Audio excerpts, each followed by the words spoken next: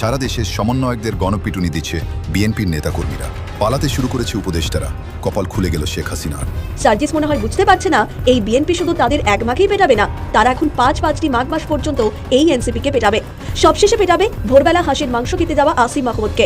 এক মাঘে শীত যায় না, এই কথাটা এখন তাদের নিজেদের জন্যই খাটে। বিএনপি তো আপাতত পাঁচটি মাঘ পার করবে এনসিপিকে পেটাতে।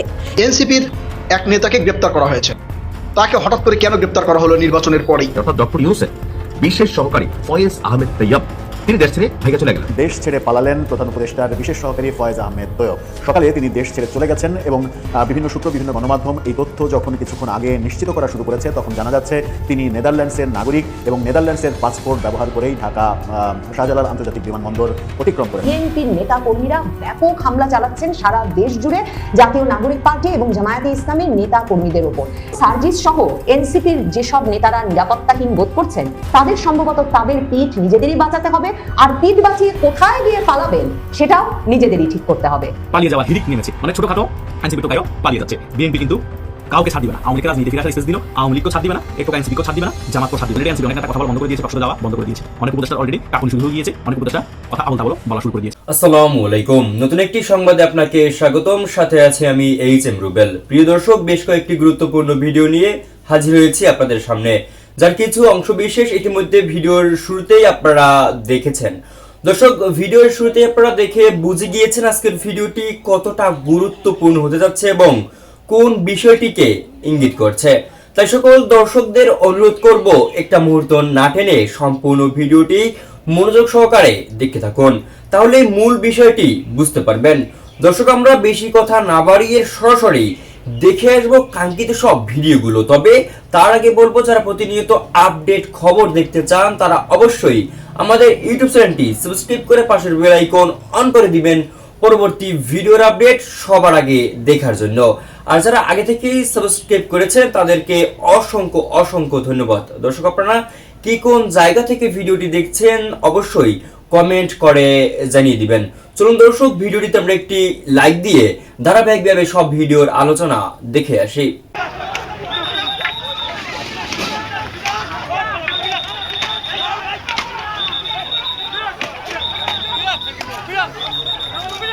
উপদেষ্টারা বা তাদের সহকারীরা কূটনৈতিক পাসপোর্ট জমা দিয়েছে, এমনকি নির্বাচনের ঠিক পরপরই তারা বাংলাদেশ ছেড়ে পালিয়ে যাবে বা চলে যাবে।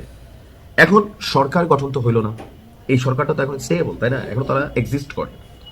সরকার গঠন হবে, শপথ হবে, তারপরে এই সরকারের সাথে যারা সংশ্লিষ্ট, যাদের মনে ভয় নাই, দুর্নীতি করে নাই, চিটিং করে নাই, বাটপাড়ি করে নাই, স্বজনপ্রীতি করে নাই, তারা সুন্দরভাবে 18 মাস ভালো হোক খারাপ হোক যতটুকু তারা দায়িত্ব পালন করেছিল, তারা সুন্দরভাবে বাংলাদেশ থেকে বিদায় নিবে।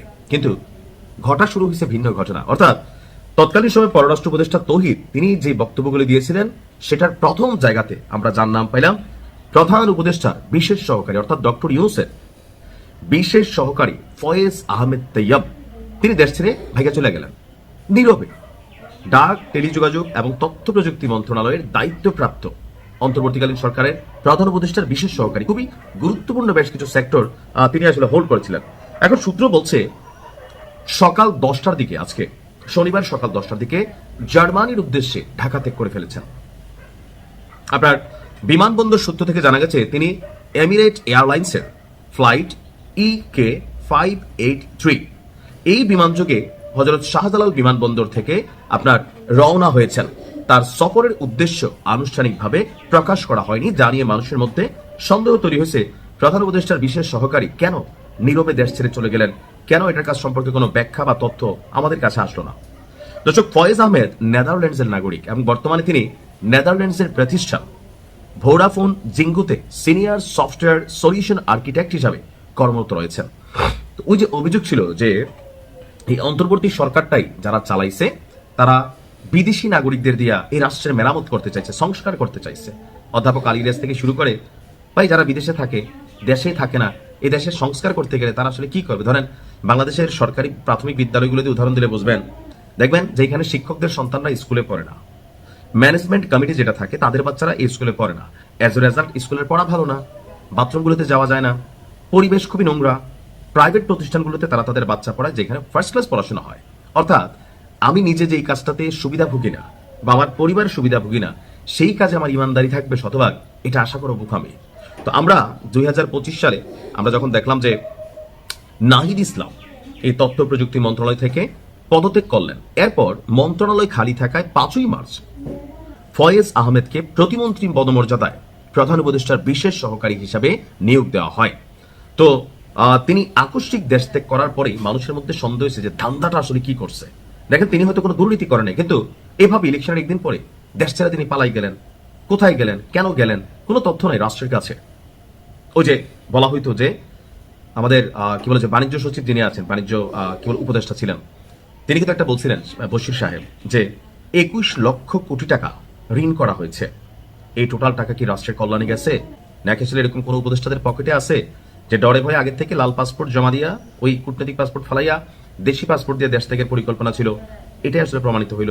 এখন আমার মনে হয় ফয়েজ সাহেব যিনি আছেন তার বিরুদ্ধে অভিযোগ যেহেতু আসছে, এটার তিনি উত্তর দিবেন, তাহলে আমরা বিষয়টা ক্লিয়ার হতে পারবো। সার্জিস আলম নাসিরউদ্দিনরা বিএনপিকে হুমকি দিচ্ছে, এক মাঘে শীত যায় না, তারা আবার আন্দোলন করে বিএনপিকেও আওয়ামী লীগের মতো দেশ ছাড়া করবে। আমাদের নেতাকর্মীদেরকে হুমকি দেওয়া হচ্ছে, তাদের উপরে হামলা করা হচ্ছে, তাদের বাড়িঘর দোকানপাটে হামলা করা হচ্ছে। এমন অনেকে আছেন যারা তাদের ভয়ে এখন বাড়িতে থাকতে পারছেন না। সার্জিস মনে হয় বুঝতে পারছে না এই বিএনপি শুধু তাদের এক মাঘেই পেটাবে না, তারা এখন 5টি মাঘ মাস পর্যন্ত এই এনসিপিকে পেটাবে। সবশেষে পেটাবে ভোরবেলা হাঁসের মাংস খেতে যাওয়া আসিম মাহমুদকে। এক মাঘে শীত যায় না এই কথাটা এখন তাদের নিজেদের জন্যই খাটে। বিএনপি তো আপাতত 5টি মাঘ পার করবে এনসিপিকে পেটাতে পেটাতে। এছাড়া এখনো তো সরকার গঠনই হয়নি, যদিও ইউনূস সাহেব চাইছিলেন যে এই ছাত্রদের দিয়ে ঝামেলার গল্প ফেদে যদি ক্ষমতার হস্তান্তর কিছুটা আটকানো যায়, কারণ নির্বাচনের পরদিনই প্রতিবেশী সব দেশ থেকে তারেক রহমানকে বিজয়ের শুভেচ্ছা বার্তা দেওয়া হলেও ইউনূস সাহেবের 2 দিন অপেক্ষা করেছেন তারেক রহমানকে জয়ের শুভেচ্ছা দিতে। তিনি যখন দেখলেন জামায়াতের আমির শফিকুর রহমানও নিজেদের বিরোধী হিসাবে তুলে ধরে বিএনপির জয়কে মেনে নিচ্ছেন, তখন ইউনূস সাহেব তারেক রহমানকে শুভেচ্ছা জানাতে একরকম বাধ্য হয়েছেন। ফলে এরপর কোন রীতিনীতি মেনে হস্তান্তর হয় সেটা পরের বিষয়, কিন্তু এই ছাত্র নেতারা এতদিন ধরে যেখানে যা খুশি করে বেরিয়েছে, যে কোনো নেতার ঘর ভাঙা থেকে শুরু করে চাঁদাবাজি, এমনকি চাঁদাবাজি করতে গিয়ে ধরা খেলে এই হাসনাত এবং সার্জিসরা সরাসরি স্বরাষ্ট্র উপদেষ্টাকে ঘেরাও করে চাঁদাবাজদের ছেড়ে দিতে বাধ্য করেছে। এখন আর এই সুযোগ তো নাই, উল্টে তাদের ডাকে আর কেউ রাস্তায় আসছে না, ফলে তাদের এখন নিজেদের পিঠ নিজেদেরই বাঁচাতে হবে।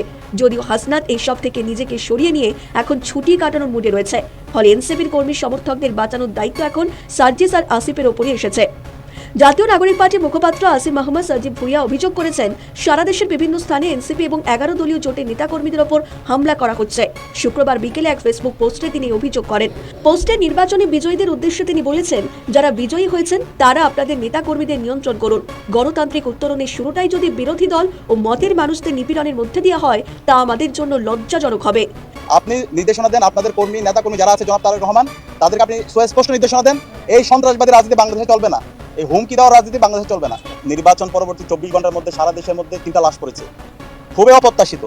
এই জুলাই বিপ্লব পরবর্তী যদি এইভাবে আবার লাশের কথা আমাদের শুনতে হয়, এবং শতাধিক জায়গায় আমরা হামলার চিত্র আপনারা দেখতে পেয়েছেন, আমরাও প্রতিনিয়ত পাচ্ছি। এদিকে আজ রাতে জাতীয় নাগরিক পার্টির সদস্য সচিব আক্তার হোসেনও ফেসবুকে একই ধরনের অভিযোগ করেছেন। তিনি লিখেছেন, বিকেল থেকে হারাগাছে বিএনপির সন্ত্রাসীরা মাইকে ঘোষণা দিয়ে এনসিপির নেতাকর্মীদের ধরে ধরে আক্রমণ করছে, মারধর করে রক্তাক্ত করছে, অনেকগুলো বাড়িঘরে ভাঙচুর চালিয়ে যেখানে স্বর্ণালংকার টাকা লুটপাট করেছে, মোটরসাইকেল ভাঙচুর করেছে, আগুন দিয়ে বাড়িঘর জ্বালিয়ে দেওয়ার হুমকি দিচ্ছে। ক্ষমতায় আসতে না আসতেই বিএনপি হারাগাছে সন্ত্রাস শুরু করেছে। একদিকে বিএনপির বিরুদ্ধে নির্বাচনের ফল কারচুপি এবং ফল ঘোষণার পর বিরোধী নেতাকর্মীদের ওপর হামলা নির্যাতনের অভিযোগ করেছে জাতীয় নাগরিক পার্টি। দমনপীড়ন বন্ধ না হলে রাজপথে কর্মসূচি দেওয়ার হুঁশিয়ারি দিয়েছেন দলটির মুখপাত্র আসিম মাহমুদ সজীব ভুইয়া। শুক্রবার রাতে রাজধানীর বাংলা মোটরে দলের অস্থায়ী কেন্দ্রীয় কার্যালয়ের সংবাদ সম্মেলনে তিনি বলেন, নির্বাচনের ফলাফল কারচুপি করা হয়েছে, ফল ঘোষণার পর বিরোধী নেতাকর্মীদের ওপর হামলা, মারধর এবং বাড়িঘরে আগুন দেওয়া হচ্ছে। দমনপীড়ন চলতে থাকলে আমরা রাজপথে কর্মসূচি দিতে বাধ্য হব। তিনি বলেন, শুধু বিরোধী জোট নয়, বিভিন্ন স্থানে বিদ্রোহী প্রার্থীকে ভোট দেওয়ার কারণেও হামলা ও বাড়িঘর জ্বালিয়ে দেওয়ার ঘটনা ঘটছে। মনে হচ্ছে দেশে যুদ্ধাবস্থা চলছে। এইসব দেখে বলতে হচ্ছে, আপনাদের কর্মফল এখন আপনাদের দিকেই ফিরে আসছে। গতকাল থেকেই বাংলাদেশের যতগুলো এয়ারপোর্ট আছে সে সকল এয়ারপোর্টের মধ্যেও কিন্তু এই বিষয়গুলো নিয়ে টান টান উত্তেজনা বিরাজ করছে। বিভিন্ন সূত্র মত আমরা জানতে পেরেছি, অনেক উপদেষ্টারা পালিয়ে যাওয়ার চেষ্টা করছে, কিন্তু বিমান কর্তৃপক্ষ থেকে কি অদৃশ্য কারণে তাদের অনেককে পালিয়ে যেতে দেওয়া হচ্ছে না। এখন হয়তোবা তারা এখনো ক্ষমতায় বসে আছে, সে কারণে তাদেরকে যে কোনো একটা ইস্যু দেখিয়ে গ্রেপ্তার করা হচ্ছে না, এবং অনেক টোকাইকেও এভাবে ইস্যু দেখে গ্রেপ্তার করা হচ্ছে না। কিন্তু তারা যদি পালিয়ে যেতে না পারে, তাদের কিন্তু অনেক ক্রাইম বিতর্কতভাবে বিএনপি ভালো করে জানে, এবং দেখবেন তারা জাস্ট বিএনপি এত ক্ষমতা তুলে দেয়, তারা যদি বিদেশ পালিয়ে যেতে না পারে, এই টোকাই এনসিপি নেতারা এবং এই ডক্টর গং এর আশেপাশে যে সকল উপদেষ্টারা আছে সকলকে আপনি দেখবেন তেরপাল করে ফেলবে, সকলকেই গ্রেপ্তার করবে, অনেককেই গ্রেপ্তার করে তাদের বিভিন্ন অপকর্ম মিডিয়াতে তুলে ধরবে। তারা কত টাকা দুর্নীতি করেছে, তারা কোথায় কি করেছে, সকল কিছু জনসম্মুখে চলে আসবে। এই পেটলা নাহিদ উপদেষ্টা থাকা অবস্থায় কত হাজার কোটি টাকা মেরে দিয়েছে, এই টোকাই আসিফ মাহমুদ উপদেষ্টা থাকা অবস্থায় কত কোটি টাকা মেরে দিয়েছে, এই মাহফুজ আলম উপদেষ্টা থাকা অবস্থায় কত কোটি টাকা মেরে দিয়েছে, সকল কিছু জনসম্মুখে চলে আসবে। সে কারণে হয়তোবা বিএনপির কোনো অদৃশ্য সিগন্যালে বিমান কর্তৃপক্ষ যাদের লিস্ট জমা দিয়ে দিয়েছে তাদেরকে বিদেশ পালিয়ে যেতে দিচ্ছে না। তারা হয়তোবা ক্যালকুলেশন ভুল করেছে যে নির্বাচনের আগে তারা বিদেশ পালিয়ে গেলে ভালো হতো, কারণ নির্বাচনের পরে একটা রেজাল্ট চলে এসেছে, বাংলাদেশের সকলেই জানতে পেরেছে বিএনপি ক্ষমতায় আসতে যাচ্ছে। তাহলে এখন সকল জায়গায় বিএনপি ছড়ি ঘুরাবে, বিএনপির বাইরে বিমান কর্তৃপক্ষ যাওয়ার সুযোগ নেই, প্রশাসনও যাওয়ার সুযোগ নেই, কারণ তাদের মনে একটা ভয় থাকবে আমরা যদি বিএনপির কথা না শুনি, বিএনপির নেতারা আমাদেরকে হয়তো চাকরিচ্যুত করে ফেলতে পারে, আমাদেরকে হয়তো উপরের লেভেলে পদায়ন নাও করতে পারে। সে কারণে বিএনপি যা বলছে তাই শুনি, তাহলে আমাদের জন্য মঙ্গলজনক। সেই কারণে বিমান কর্তৃপক্ষ হয়তোবা এই সকল উপদেষ্টাদেরকে আটকে দিচ্ছে, অনেক টোকাইদেরকেও আটকে দিচ্ছে। সেই কারণে গতকাল থেকে টানটান উত্তেজনা বিরাজ করছে এই বিমানবন্দরগুলোতে, আজকেও টানটান উত্তেজনা বিরাজ করছে। পালিয়ে যাওয়ার হিরিক নেমেছে, মানে ছোটখাটো এনসিপি টোকাইরও পালিয়ে যাচ্ছে, তাদের হয়তো লিস্ট নাই, সে কারণে তাদেরকে ধরা হচ্ছে না। কিন্তু ছোটখাটো চুনুপুটি পালিয়ে গেল, বড় বড় রাঘব বোয়াল কিছু বেজে যাবে, আর তাদেরকে নিয়ে বিএনপি খেলায় মেতে উঠবে ক্ষমতায় বসার পরে। বিএনপি কিন্তু কাউকে ছাড় দিবে না, আওয়ামী লীগকে রাজনীতিতে ফিরে আসার স্পেস দিল, আওয়ামী লীগকেও ছাড় দিবে না, এই টোকা এনসিপিকেও ছাড় দিবে না, জামাতকেও ছাড় দিবে না, এটা 100%। কারণ বিএনপি একটা বড় রাজনৈতিক দল, ক্ষমতায় বসে গেলে আরো শক্তিশালী হয়ে যাবে, তাদের পুলিশ প্রশাসন সেট হয়ে যাবে, তাদের রাষ্ট্রপতি সেট হয়ে যাবে, এবং তাদের পছন্দের সেনাবাহিনীর প্রধান আসবে, মোটামুটি সারা বাংলাদেশে তাদের নিয়ন্ত্রণ চলে আসবে। আওয়ামী লীগকে ক্ষমতায় আসতে হলে এই বড় একটা দুর্গের বিরুদ্ধে লড়াই করে আবার ক্ষমতায় আসতে হবে, রাজনীতিতে ফিরে আসবে, কিন্তু ক্ষমতায় আসতে হলে বিশাল বড় একটা ফাইট করতে হবে। 5 আগস্টের আগে বাংলাদেশের যে পরিমাণ ভয়াবহ একটি আন্দোলন হয়েছে, মারাত্মক লেভেলে ষড়যন্ত্রমূলক একটি গণঅভ্যুত্থান হচ্ছে, ওই লেভেলের একটি আন্দোলন বাংলাদেশে করতে হবে এবং মেসাকার অবস্থা করে ফেলতে হবে বাংলাদেশকে। তখনই আবার আওয়ামী লীগ বাংলাদেশে আরেকটি নির্বাচন করানোর সুযোগ পাবে এবং ওই নির্বাচন আওয়ামী লীগ ক্ষমতায় আসতে পারবে। তা না হলে আওয়ামী লীগের ক্ষমতা আসতে অনেক সময় লাগবে, রাজনীতিতে ফিরে আসতে বেশি সময় লাগবে না। দেখা যাক বিএনপি কি এই সকল উপদেষ্টাদেরকে বিদেশ পালিয়ে যেতে দিবে, নাকি যেভাবে আটকিয়ে রেখেছে এভাবে আটকিয়ে রাখবে, আর টোকাই সমন্বয়কদেরকে কি আটকিয়ে রেখে বাংলাদেশে মায়ের উপর রাখবে, নাকি তাদের থেকে টাকা পয়সা যেগুলো কামিয়েছে যে 16-17 মাসে 1000 কোটি টাকার মতো মালিক হয়ে গিয়েছে, সেগুলো থেকে ভাগ নিয়ে বিদেশ পালিয়ে যেতে সহায়তা করবে। এখনো অনেক খেলা বাকি। বিএনপি ক্ষমতায় বসা ছাড়া বিএনপি আসল রূপ বুঝতে পারবো না। তারেক যে 2001 থেকে 2006 সালে যেরকম অ্যাগ্রেসিভ রাজনীতি করেছে ওই রকম এখনো আছে কিনা সেটা আমরা বুঝতে পারবো না, নাকি লন্ডনে 16-17 বছর থেকে লন্ডনের রাজনীতি তার শরীরে এবং মেধা মনয়নে মাথার মধ্যে সকল কিছু লন্ডন রাজনীতি ঢুকেছে, সেটাও আমরা বুঝতে পারবো না। তাই বসার জন্য অপেক্ষা করেন, হয়তো কি 2-3 দিন 4 দিন 5 দিনের মধ্যে শপথ পরিয়ে ফেলবে, বিএনপি ক্ষমতায় বসে যাবে। তারপরে মেইন খেলা আমরা বুঝতে পারবো যে বিএনপি কি করতে চাচ্ছে, বিএনপির মোটিভ কি, এবং তারেক জিয়া কোন ধরনের রাজনীতি বাংলাদেশে এস্টাবলিশ করতে যাচ্ছে। তারেক জিয়া কি বাংলাদেশের সর্বকালের সারা ফেসিস্ট হয়ে যাবে, নাকি তারেক জিয়া বাংলাদেশের সর্বকালের সারা গণতান্ত্রিক নেতা হয়ে যাবে। তার আচার আচরণে, তার সিদ্ধান্তের মধ্যে আমরা 1-2 মাসের মধ্যে সকল কিছু ক্লিয়ার হয়ে যাবে। তাই আপনারা হতাশাগ্রস্ত হইয়েন না কেউ, আর আপনারা কেউ উচ্ছ্বাসিত হইয়েন না, কারণ বাংলাদেশে এখনো অনেক খেলা বাকি। নির্বাচনের পরবর্তী সময় আমরা বলেছিলাম না অনেক খেলা বাকি, সেই খেলাগুলো এখনো বাকি আছে। সেই খেলাগুলো দেখার জন্য আপনারা একটু অপেক্ষা করুন। 16-17 মাস অপেক্ষা করেছেন মুক্তিযুদ্ধের পক্ষে শক্তি আওয়ামী লীগ, আরো কিছু সময় অপেক্ষা করতে হবে। আপনারা এখনো মাঠে নামার প্রয়োজন নেই, আপনারা ঘরে বসেই খেলাগুলো দেখুন। যখন সময় হবে অটোমেটিক্যালি ভাবে আওয়ামী লীগ থেকেই নির্দেশনা চলে আসবে, আপনারা এখন মাঠে নামুন। আওয়ামী লীগ থেকে নির্দেশনা চলে আসবে, আমাদের মাঠ দখল করতে হবে, আমাদের আবার ক্ষমতায় আসতে হবে। দেখবেন যে সারা বাংলাদেশে একটা জয়ধ্বনি হয়ে যাবে, অটোমেটিক্যালি আপনার রাজপথে নেমে যাবেন। হতাশাগ্রস্ত কোথায় চলে যাবে, অটোমেটিক্যালি উজ্জীবিত হয়ে যাবেন। মনে হবে যে আমরা কালকে ক্ষমতায় চলে আসছি, আন্দোলন চাঙ্গা হয়ে যাবে। এটাই হচ্ছে জনবিস্ফোরণ, আর সেই জনবিস্ফোরণ ঘটাতে আওয়ামী লীগ পারদর্শী, ইতিহাস তাই বলে। কথা বুঝতে পেরেছেন? তাই আমরা কিছু মাস তারেক যে দেশটা কিভাবে পরিচালনা করে এবং মন্ত্রী পরিষদে কাকে রাখে সেগুলা একটু দেখি, আর উপদেষ্টাদেরকে কিভাবে প্যাকেট করে, এই টোকাইদেরকে কিভাবে প্যাকেট করে সেটা আমরা দেখার জন্য বসে আছি। আর এই উপদেষ্টারা কি পরিমাণ দুর্নীতি করেছে, কি পরিমাণ অনিয়ম করেছে সেটাও আমরা একটু দেখতে চাই। তারেক যে কি সত্যটা প্রকাশ করবে, নাকি তাদের সাথে আতাত করে তাদেরকে সেফ এক্সিট দিবে, সত্য প্রকাশ করবে না। যদি সত্য প্রকাশ করে তাহলে মনে করবো তারেক জিয়ার মাথায় একটা পজিটিভ চিন্তাধারা আছে। যদি সত্য প্রকাশ না করে শুধু আওয়ামী লীগ বিদ্বেষী রাজনীতি শুরু করে দেয় ক্ষমতা বসার পর, তাহলে মনে করবো সর্বকালে সারা ফেসিস্ট আমরা বাংলাদেশে পেতে যাচ্ছি। ডক্টর ইউনূস থেকেও বড় ফেসিস্ট আবির্ভূত হতে যাচ্ছে। আর যদি প্রথমে শুরু করে বিচার দিয়ে এই উপদেষ্টারা 16-17 মাসে কি করেছে, এ টোকাই এনসিপির যারা উপদেষ্টা ছিল তারা কি করেছে, তাদের দুর্নীতি অনিয়ম জনগণের সম্মুখে প্রকাশ করে দেয়, তাহলে মোটামুটি পজিটিভ সাইন ভালোর দিকে যাবে মনে করবো আমরা। তাই তারেক জিয়ার সম্পর্কে এখন আমরা সিদ্ধান্ত নেওয়ার সময় হয়নি। তারেক জিয়া কি ধরনের রাষ্ট্রশাসক হবে এবং কিভাবে দেশ পরিচালনা করবে 1-2 মাস আগে পর্যালোচনা করতে হবে, দেখতে হবে, তারপরে আমরা ভিডিওর মাধ্যমে মন্তব্য করতে পারবো তারেক জিয়া কি ধরনের রাষ্ট্রশাসক, অনেক ভালো হবে নাকি মন্দের ভালো হবে নাকি একেবারে জঘন্য। কথা বুঝতে পেরেছেন? কথা না বুঝতে পারলে ভিডিওটি আবার রিপিট করে প্রথম থেকে দেখবেন, তাহলে আশা করছি একেবারে সকল কিছু ক্লিয়ার হয়ে যাবেন। তাই অপেক্ষা করুন, ধৈর্য ধরুন। আমার থেকে মনে হয় অনেক উপদেষ্টারা পালাতে পারবে না, কিছু উপদেষ্টা ধরা খাবে, এবং অনেক টোকাই পালাতে পারবে না, কিছু টোকাই ধরা খাবে। যে সকল এনসিপি টোকাইদের উপর বিএনপি নেতাকর্মীদের বেশি ক্ষোভ, তারা প্যাকেট হয়ে যাবে। অলরেডি এনসিপি অনেক নেতা কথা বলা বন্ধ করে দিয়েছে, টকশোতে যাওয়া বন্ধ করে দিয়েছে। অনেক উপদেষ্টার অলরেডি কাঁপুনি শুরু হয়ে গিয়েছে, অনেক উপদেষ্টা কথা আবল তাবল বলা শুরু করে দিয়েছে। তাই বিএনপি জাস্ট শপথ নিয়ে ক্ষমতায় বসুক, তারপর আমরা বিএনপি খেলা দেখতে চাই। কি খেলা, সেটা কিভাবে খেলবে বিএনপি, সেটা বিএনপি ভালো জানে। আমরা জাস্ট খেলা দেখতে চাই, খেলাটা যাতে ভালো হয় এবং উপভোগ্য হয়। যে প্রশ্নটি ঘুরে ফিরে সংবাদ সম্মেলনে বারবার বলার চেষ্টা করেছে বিভিন্ন বিদেশি সাংবাদিকরা, যে শেখ হাসিনাকে ফেরাতে তারেক রহমান বা তার সরকার কি উদ্যোগ নেবেন, না হলো 3 জন বিদেশি সাংবাদিক একই প্রশ্ন করেছেন। তারেক রহমান সেক্ষেত্রে খুব স্মার্টলি যে উত্তরটি দিয়েছেন যে তিনি বিশ্বাস করেন যে তার সরকার আইনের শাসনে বিশ্বাসী এবং আইন অনুযায়ী যা করণীয় সেটি সেক্ষেত্রে আইন অনুযায়ী তা ব্যবস্থা গ্রহণ করা হবে। কোনো সুস্পষ্ট উত্তর তিনি দেননি বা কোনো ব্যক্তিগত মতামত তিনি তুলে ধরেননি। তিনি আইনের উপর শ্রদ্ধাশীল থেকে তার মন্তব্যটি তুলে ধরেছেন। ফলে এক্ষেত্রে যেমন ইন্ডিয়ান সাংবাদিকরা প্রশ্ন তুলেছেন, এক্ষেত্রে বিদেশি অন্যান্য যারা সাংবাদিক তারা প্রশ্ন তুলেছেন। শেখ হাসিনাকে বিচারের মুখোমুখি করা, শেখ হাসিনাকে কীভাবে ভারতের কাছে ফেরত চাইবেন, কখন ফেরত চাইবেন, এই জাতীয় প্রশ্ন বারবার করা হয়েছে সংবাদ সম্মেলনে। কিন্তু তারেক রহমান এই প্রশ্নটি বারবারই বলেছেন যে তিনি উত্তরটি পরিষ্কার করছেন এইভাবে, তিনি এবং তার যেই সরকার হতে যাচ্ছে সেই সরকার আইনের শাসনে বিশ্বাসী এবং তারা কোনো কিছুতে হস্তক্ষেপ করে না। আইন অনুযায়ী যা যা দরকার সেটি আইনগত ব্যাপারটি দেখবে। সেক্ষেত্রে কোনো প্রকার হস্তক্ষেপ বা কোনো প্রকার তার ব্যক্তিগত অভিমত সেক্ষেত্রে তিনি প্রধান প্রাধান্য দেননি। তুলে ধরা ছিল যে আসলে কোন দেশের সাথে সম্পর্ক ভালো হবে। এক দেশের সাংবাদিক, যেমন ইন্ডিয়ার সাংবাদিকরা বলছিল ভারতের সাথে সম্পর্ক কীভাবে উন্নয়ন করবে, চীনের সাংবাদিকরা বলছিল তাদের সাথে সম্পর্ক কোন দিক থেকে যাবে, পাকিস্তান আল জাজিরার সাংবাদিকরা বলেছে অন্য কথা।